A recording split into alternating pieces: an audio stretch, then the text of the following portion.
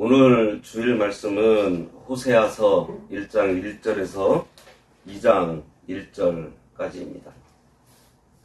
제가 읽겠습니다. 우시야와 요담과 아하스와 히스기야가 이어 유다 왕이 된 시대에 곧 요아스의 아들 여로보암이 이스라엘 왕이 된 시대에 부에리의 아들 호세아에게 임한 여호와의 말씀이라. 여호와께서 처음 호세아에게 말씀하실 때 여호와께서 호세아에게 이르시되 너는 가서 음란한 여자를 맞이하여 음란한 자식들을 낳으라. 이 나라가 여호와를 떠나 크게 음란함이니라 하시니, 이에 그가 가서 디블라임의 딸 고멜을 맞이하였더니 고멜이 임신하여 아들을 낳음에 여호와께서 호세아에게 이르시되 그의 이름을 이스르엘이라 하라. 조금 후에 내가 이스라엘의 피를 예후의 집에 갚으며 이스라엘 족속의 나라를 폐할 것임이니라. 그날에 내가 이스라엘 골짜기에서 이스라엘의 활을 꺾으리라 하시니라. 고멜이 또 임신하여 딸을 낳음에 여호와께서 호세아에게 이르시되 그의 이름을 로루하마라 하라. 내가 다시는 이스라엘 족속을 긍휼히 여겨서 용서하지 않을 것임이니라. 그러나 내가 유다 족속을 긍휼히 여겨 그들의 하나님 여호와로 구원하겠고 활과 칼이나 전쟁이나 말과 마병으로 구원하지 아니하리라 하시니라. 고멜이 로루하마를 젖된 후에 또 임신하여 아들을 낳음에 여호와께서 이르시되 그의 이름을 로암미라 하라. 너희는 내 백성이 아니요 나는 너희 하나님이 되지 아니할 것임이니라. 그러나 이스라엘 자손의 수가 바닷가의 모래같이 되어서 헤아릴 수도 없고 셀 수도 없을 것이며, 전에 그들에게 이르기를 너희는 내 백성이 아니라 한 그곳에서 그들에게 이르기를 너희는 살아계신 하나님의 아들들이라 할 것이라. 이에 유다 자손과 이스라엘 자손이 함께 모여 한 우두머리를 세우고 그 땅에서부터 올라오리니 이스라엘의 날이 클 것이미로다. 너희 형제에게는 암미라 하고 너희 자매에게는 루하마라 하라. 오늘 말씀의 제목은 주님을 따른다는 것입니다. 주님을 따른다는 게 무엇이고 어떤 것일까요? 그리스도인으로서 주님을 따라서 걷는 법을 배운다는 것은 어떤 의미이고, 그 길을 가기 위해서 우리에게 필요한 것은 무엇이 있을까요?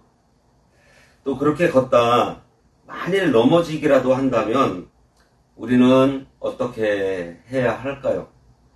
그리스도인인 우리들이 하나님 앞에 배워야 할 것들은 단순하게 몇 가지 올바른 선택을 하는 것이라고만 할 수 없습니다. 좀 더 진지하게 어떻게 선택해야 하는지에 대한 기준을 배워야 할 것입니다.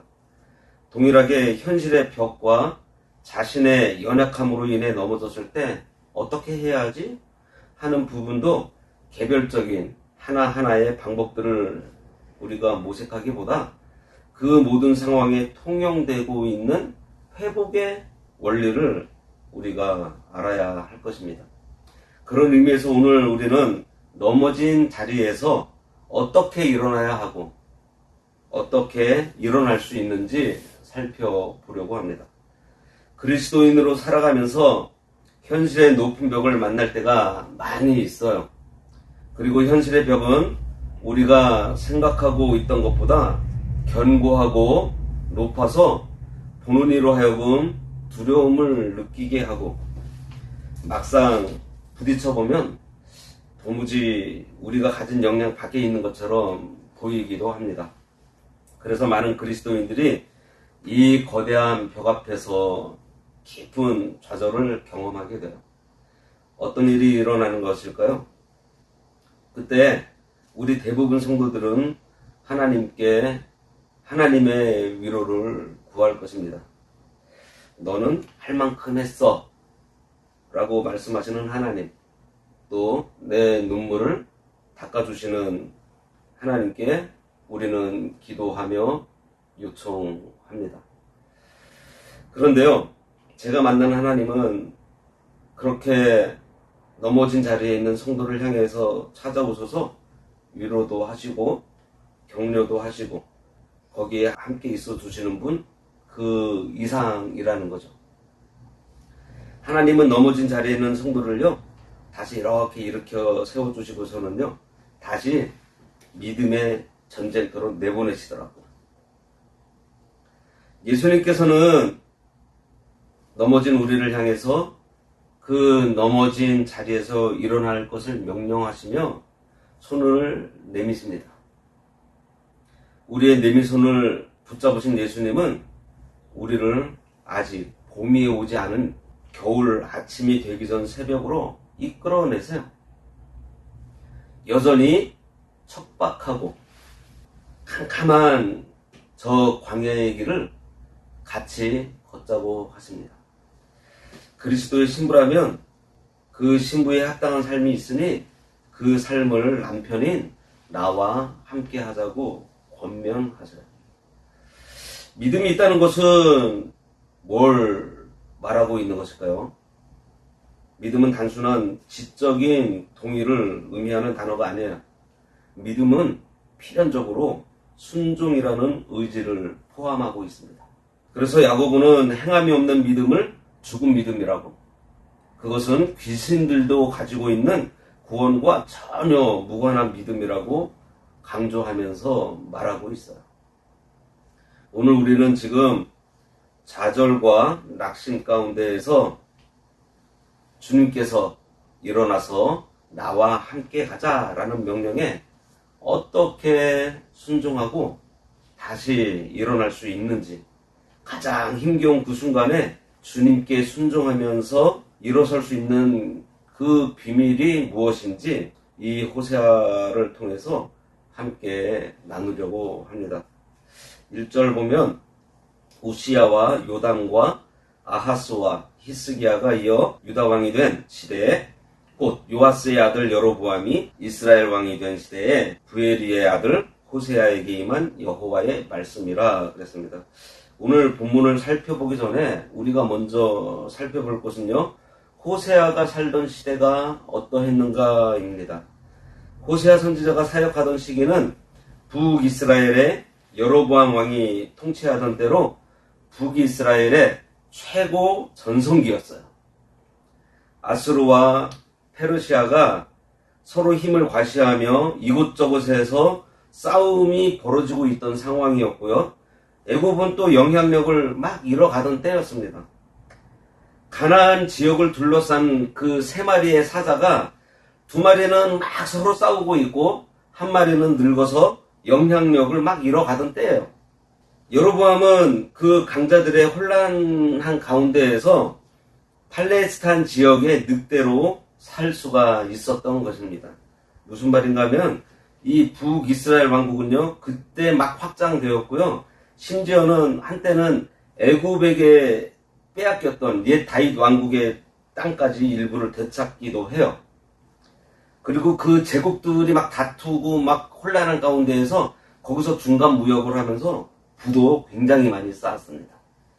솔로몬 이후 정치 경제적으로 가장 부유했고 안정되었던 때가 바로 이때였어요. 그런데 그러한 시대에 잘 나가던 때가 문제가 되었습니다. 북이스라엘과 왕과 백성들은요, 하나님께 회개하고 돌아온 상태가 아니었어요. 회개해서 잘 됐던 것이 아닙니다. 북이스라엘은 우상 숭배에서 벗어난 것이 아니었어요. 왕이 하나님께 붙들려서 우상을 타파한 것도 아니었어요. 여호와 하나님에 대한 온전한 예배가 회복된 것도 아니었습니다.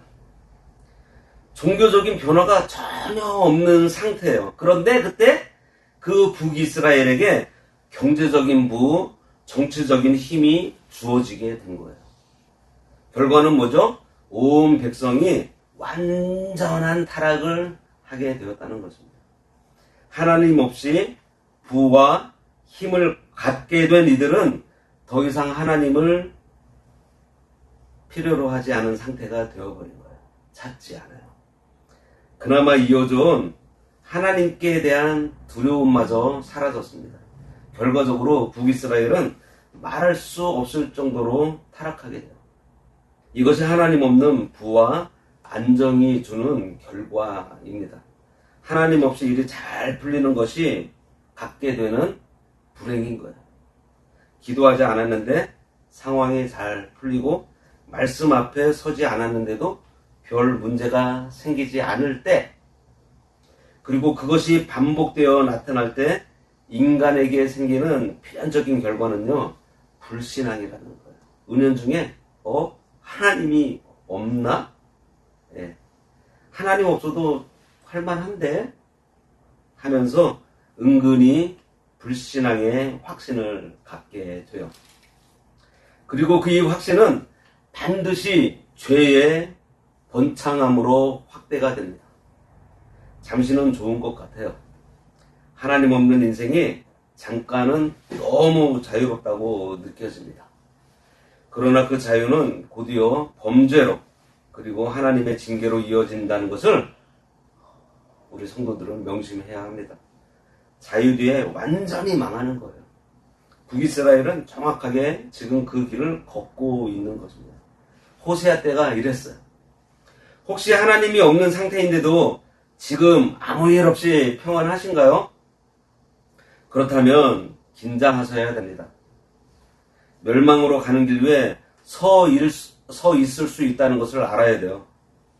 하나님께서 잠시 참고 계신다는 것을 알아야 합니다.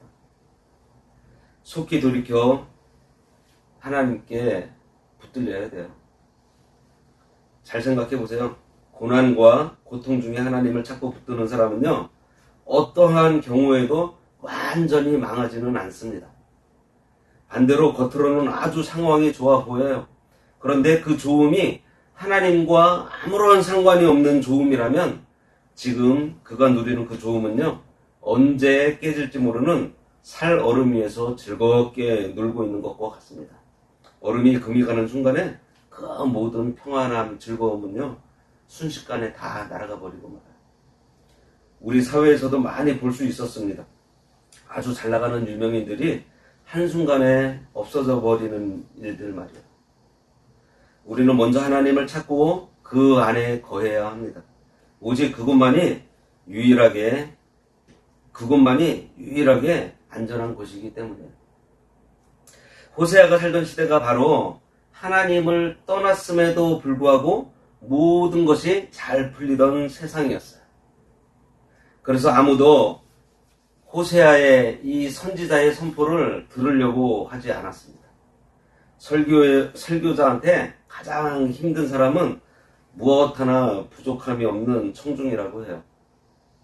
선지자는 하나님을 떠나 세상의 우상을 섬기는 이들을 향해서 하나님의 진노의 메시지를 선포하고 있습니다. 그런데 사람들은 자신이 쌓아놓은 금과 군사력과 성곽을 보면서 선지자의 심판의 메시지를 무시해버려요. 선지자가 목이 터져라 외쳐도 누구 하나 귀를 기울이지 않은 시대였던 거예요. 예수님께서도 같은 경험을 하셨죠. 마태복음 11장 7절에 이르되 우리가 너희를 향하여 피리를 불어도 너희가 춤추지 않고 우리가 슬피 울어도 너희가 가슴을 치지 아니하였다 함과 같도다 라고 말씀하셨습니다. 배부른 사람들, 이미 세상에 만족한 사람들, 그들은 선지자가 피리를 불어도 춤추지 않습니다. 설교자가 울어도 함께 울지 않아요.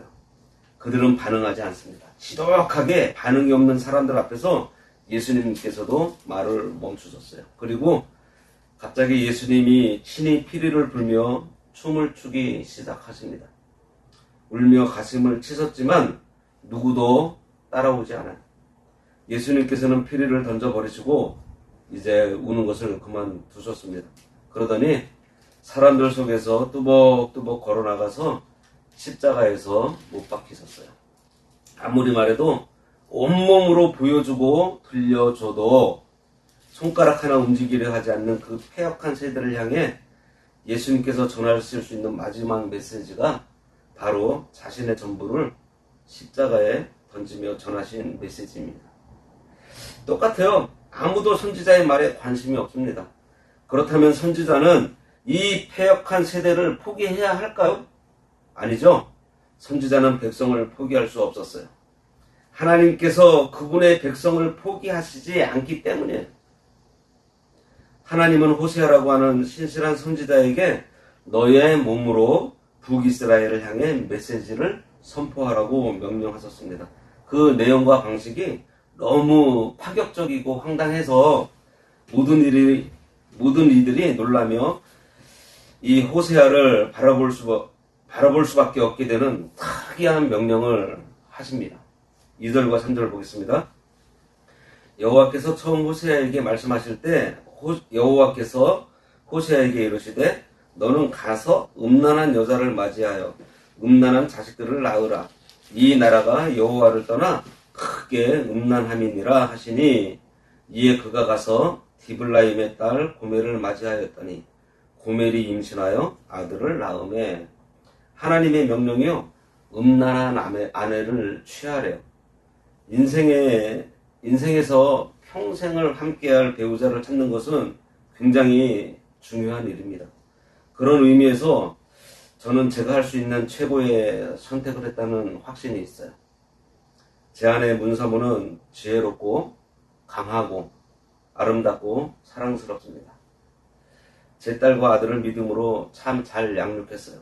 제가 타락해 있는 상태에서도 저희들을 잘 양육했습니다. 지난 30여 년 동안 어려운 일들이 많이 있었는데 그 많은 어려운 시간을 참 잘 견뎌주었습니다. 저보다 하나님을 더 많이 사랑하고 하나님의 마음에 더 민감한 사람이에요. 가끔은 저보다 제 아내가 사역을 하면 더 잘하지 않을까 하는 생각을 할 정도입니다. 저는 아직 결혼하지 않은 분들에게 저와 같이 자랑할 만한 훌륭한 배우자를 만날 수 있는 은혜가 있기를 간절히 바랍니다. 이렇게 훌륭한 배우자를 만나는 일은 쉬운 일이 아니에요. 더욱이 자매들 같은 경우는 자신을 잘 드러내는 경우가 없기 때문에 그 감춰진 보물을 얻기 위해서는 탁월한 눈을 가지고 있어야 할 것입니다. 눈에 보이는 외모나 확연하게 드러나는 스펙을 넘어서 그 중심을 볼 수 있는 안목이 없이는 이렇게 귀한 감춰진 보물을 발견하기 힘들어요. 오늘 주인공 호세아는 하나님의 말씀을 맡은 선지자였습니다. 그리고 그 일에 있어 철저하게 훈련된 사람이었어요. 호세아는 하나님의 선지자가 드물었던 저 북이스라엘의 아주 특별한 사람으로 분류가 되었을 것입니다. 우상을 숭배하기는 했지만 여전히 하나님에 대한 신앙적인 문화를 가지고 있던 북이스라엘의 많은 사람은 이 특별한 하나님의 사람 호세아를 주의 깊게 보았을 거예요. 이것은 오늘날에도 같아요. 불신자들은요, 진짜 하나님의 사람을 만나면 자신들과 많이 다른 가치와 삶을 사는 데 대해서 존경하고 두려워하는 마음을 갖습니다. 사람은 하나님의 형상을 가지고 있어서 참된 하나님의 사람이 나타나면 은연중에 알아보기 때문이에요. 호세아는 참된 하나님의 선지자였고요. 북이스라엘 사람들은 그런 호세아를 알아봤습니다. 그래서 호세아의 일거수일투족은요, 사람들의 입에 오르내릴 수밖에 없었어요. 그런 호세아가 자신의 아내를 정하는 문제에 신중한 것은 당연합니다. 호세아는 믿음으로 사는 선지자의 아내, 자녀들을 신앙으로 바르게 양육할 어머니로서 정말 잘 준비된 처녀를 찾았고 분명히 하나님께 기도했을 것입니다. 그런데 하나님께서 이런 호세아에게 이런 명령을 하면서 오늘 본문이 시작이 돼요. 여호와께서 처음 호세아에게 말씀하시는데 음란한 아내를 맞으라고 하세요. 이것이 말이 돼요? 아내의 가장 기본적인 조건이 음란하지 않은 것 아닐까요? 호세아의 아내가 된 음란한 여인 고멜은 3명의 아이를 낳습니다. 그런데 이제 뒤에 3장에 보면요, 고멜이 또 다른 남자와 사랑에 빠져서 이번에는 아예 집을 뛰쳐나가 버려요. 그런데 또 호세아는 가서 돈을 주고 다시 고멜을 데리고 옵니다. 호세아는 하나님이 음란한 아내를 맞이하라고 했을 때 당황했을 거예요.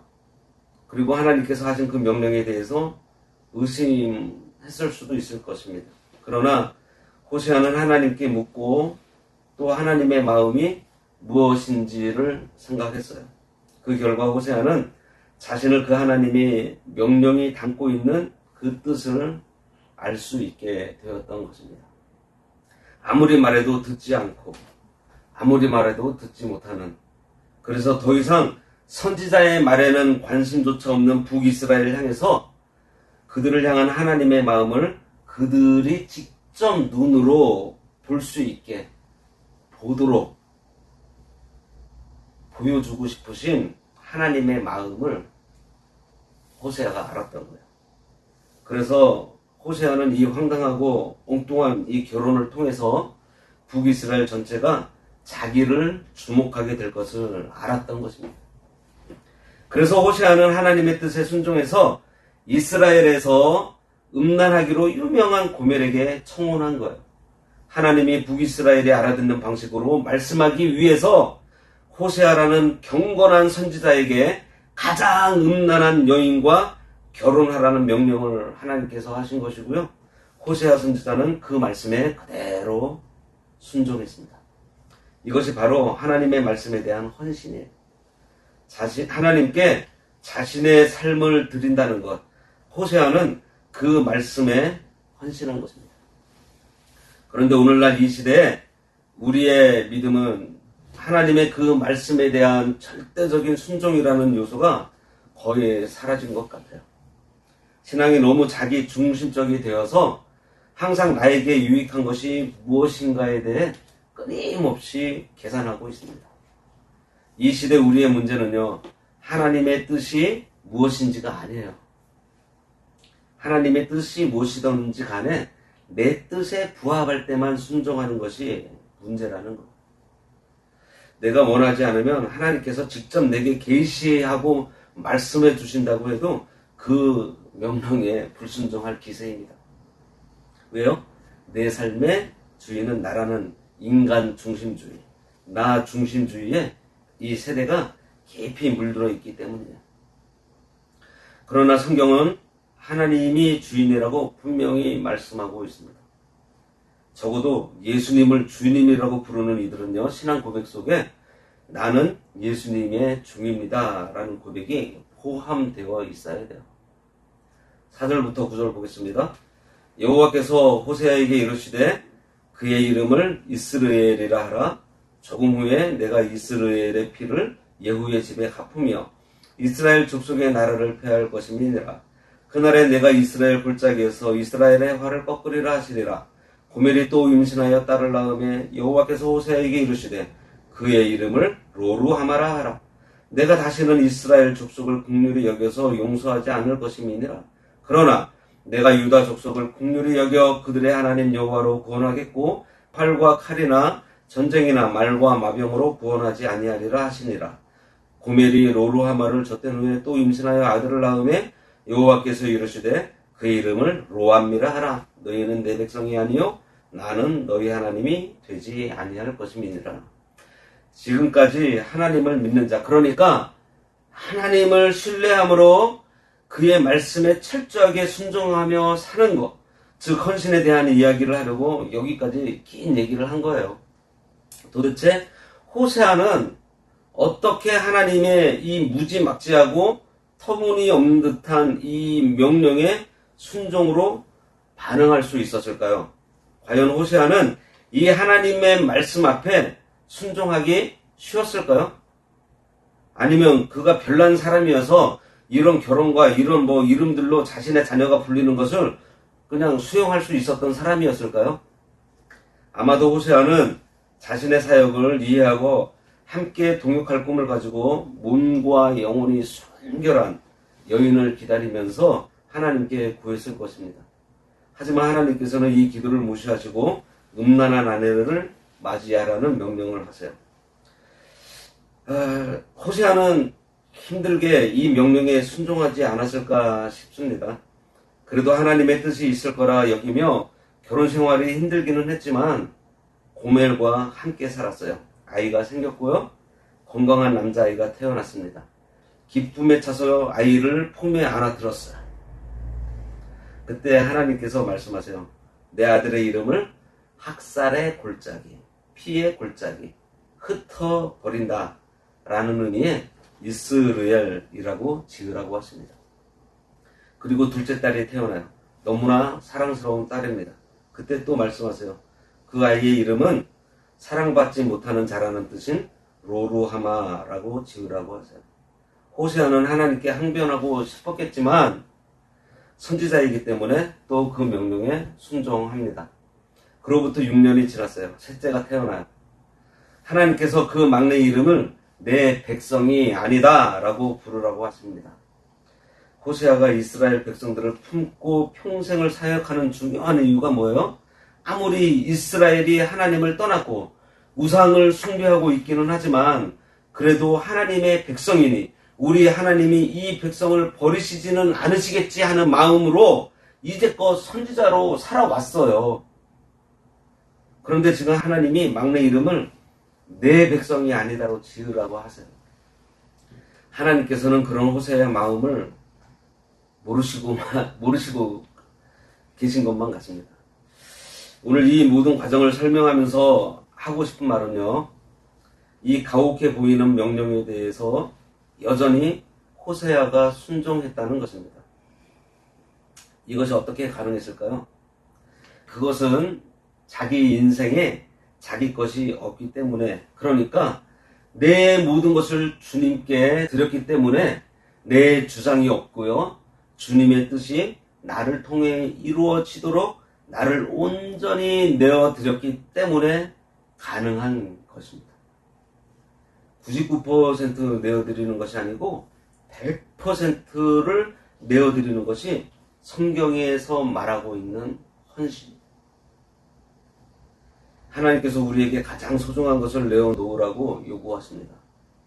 하나님은 전부를 요구하세요. 하나님은 항상 내 삶에 가장 중요한 이삭을 요구하신 것이지 주변의 것, 이스마엘을 요구하지 않으세요. 하나님은 호세아에게 가장 소중한 것을 요구하신 것입니다. 그 하나님의 요구 앞에서 호세아는 매번 예스라고 대답한 거예요. 호세아는 어떻게 그런 순종을 할 수 있었을까요? 그것이 바로 오늘 마지막 호세아 1장 10절에서 2장 1절의 내용입니다. 바로 그 이유에 보면 그러나 이스라엘 자손의 수가 바닷가의 모래같이 되어서 헤아릴 수도 없고 셀 수도 없을 것이며 전에 그들에게 이르기를 너희는 내 백성이 아니라 한 그곳에서 그들에게 이르기를 너희는 살아계신 하나님의 아들들이라 할 것이라. 이에 유다 자손과 이스라엘 자손이 함께 모여 한 우두머리를 세우고 그 땅에서부터 올라오리니 이스라엘의 날이 클 것이미로다. 너희 형제에게는 암미라 하고 너희 자매에게는 루하마라 하라. 하나님이 지금 보이는 모습이 아니라 하나님의 성품, 곧 하나님께 대한 호세아의 신뢰 때문이었어요.